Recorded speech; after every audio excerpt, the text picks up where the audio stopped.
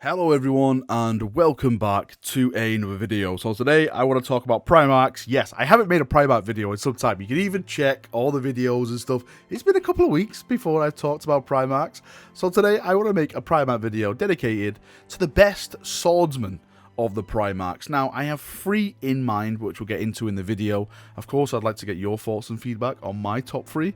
There is others who are really, really good with weapons, but I'm on about, just the power swords, the actual swords, not chain swords or anything like that.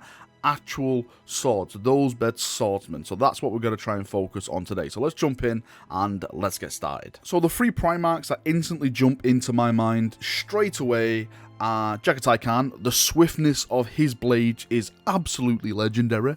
Fulgrim, the arrogance of his blade is legendary.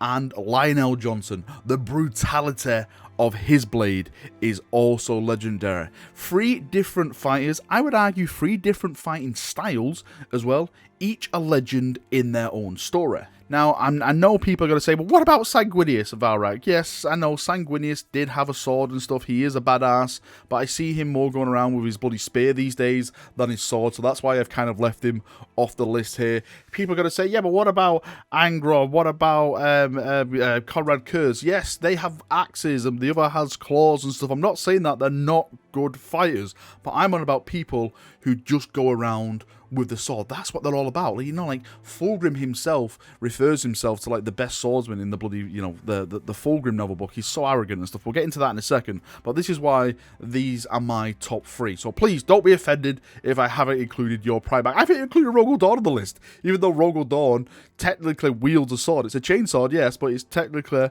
not a blade sword. So that's why I've not included him on this list. Right, so let's start with Jaghatai Khan, because Jaghatai Khan is probably my second favourite Primarch. Thank you, Chris Wright, for writing the White Scars and the Horus Heresy. What an absolute badass this guy has turned into. Now, there's a great tale when he's fighting orcs, actually, in the Jaghatai Khan Primarch book, and he's so ferocious, he's so just domineering that the orcs actually get scared of Jaghatai Khan and they actually start running away. So if you think about it, when orcs start to run away from you as a person, surely you're doing something right. Just the sheer power, the sheer brutality, the sheer skill of what he's able to do. Now, not only is Jaghatai Khan good at killing Xenos, he's also very, very good at taking on his fellow brothers.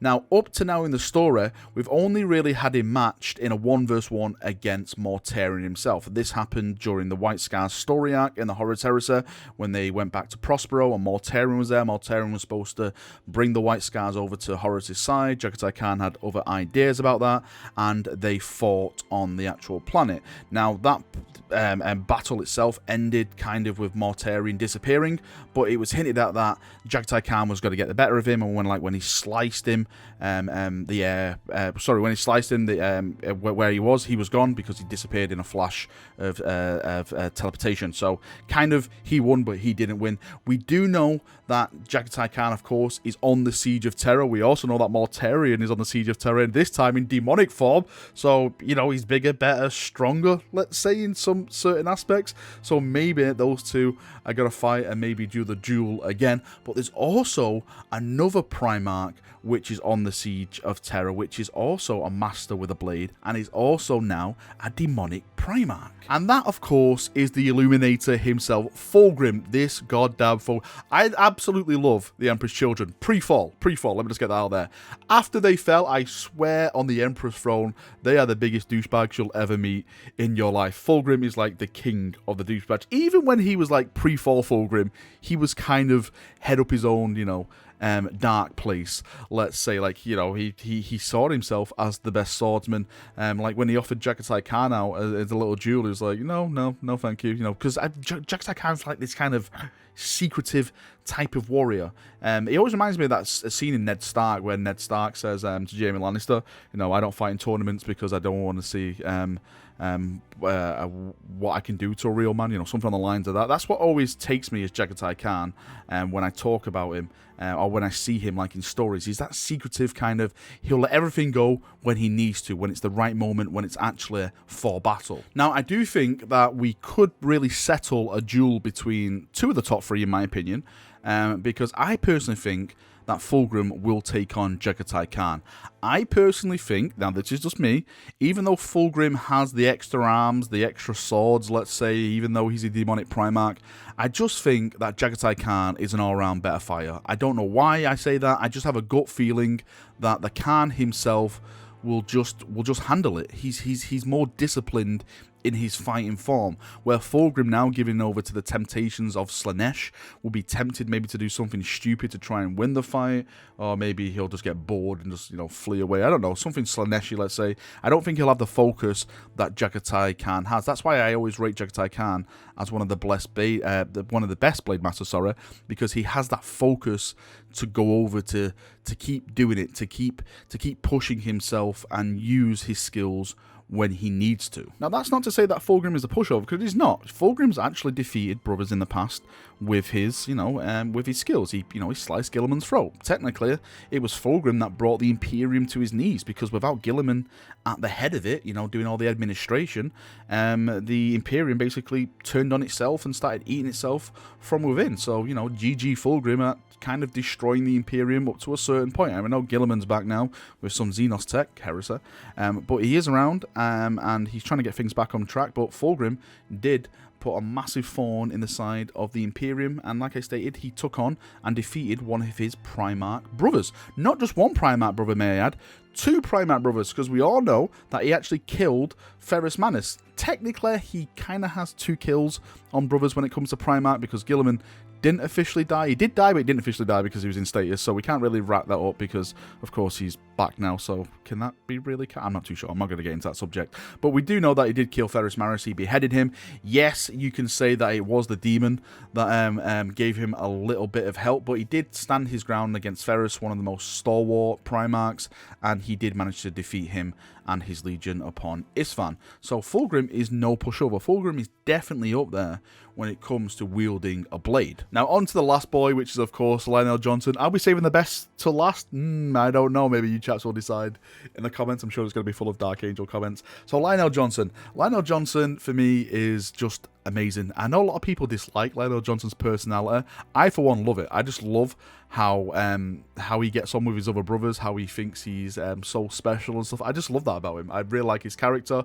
It's all about him, and he'll do it his way because his way is always better. His tactics are always superior because he's the Lion. He's the Lionel Johnson. They're the Dark Angels. They're the first Legion. The first real sons of the Emperor. That's how they see themselves. Anyway, but Lionel Johnson was born in battle, let's say. On Caliban, all the dark creatures that were on that planet, that was basically like a knightly world where swords are swords. He was hunting the beasts of Caliban, all these like chaotic, corrupted creatures. These are just not like pushovers. These are like big, nasty creatures. He was, obliterating all them. Then the Emperor came down. He was a Primarch and stuff, and, he started to make his own legion, started to lead his stuff, and he had a lot of fighting during the Horus Heresy. One, of course, was Conrad Kurz. If anyone can take on Conrad Kurz and survive to tell the tale, then they're always going to get top marks from me. The Framus Crusade was the Dark Angels against the Night Lords, of course. That was a whole different thing itself. Sometimes Kurz won, sometimes the Lion won, but what we have at the end game was that the Lion eventually tracked down Kurz, and he defeated him. If I remember correctly, he actually broke his back. So he beat him in a duel, broke his back, and then he put him in the prison where he was. And I think he's actually floating in space now, if I'm not mistaken. I can't really remember what happened with Conrad Kurz. I think they just blew him out of an airlock in like a little coffin. So he just drifts endlessly. But I'm sure he's going to get found. Well, I know he gets found because where he ends up with the actual lore. But the Lion himself took on Leman Russ. He fought Leman Russ in the little duel. For those of you who are not aware, that is actually in the Leman Russ Primarch book, if I'm not mistaken. Yes, he ended up punching Leman Russ in a kind of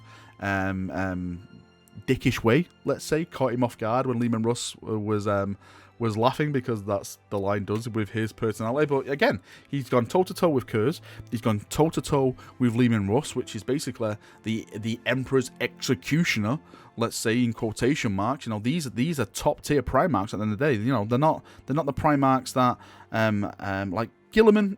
yes, he's a top tier Primarch, but he's not a top tier Primarch when he's known for battle. He's known for his strategic, his logistical stuff, everything like that. I'm not saying that he's a pushover in battle.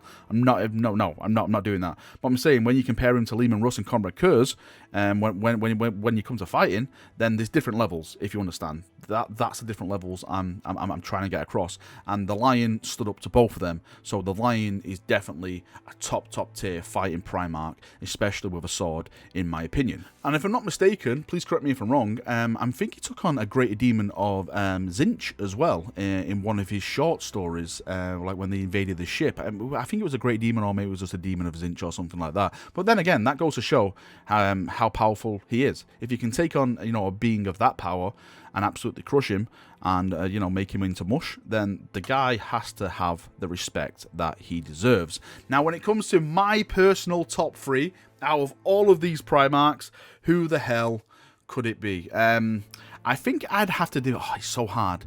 I think I'd have to do it as Fulgrim at number 3. Fulgrim at number 3. Number 2... Lionel Johnson. I'm sorry. Lionel Johnson at number 2, and number 1, Jaghatai Khan as the best swordsman out of all the Primarchs. That's just me. There's something about Jaghatai Khan that is so secretive, that is so destructive, that when it comes to it, switch. There we go. The flick of the fingers, he just turns into a wrecking ball of destruction, and I just love that about him. I just love everything about like the White Scars and what they do, but it's just him and his combat style is something that will always stand out for me. But that's my top 3. I would like to get your top 3. Do you think my top 3 is wrong?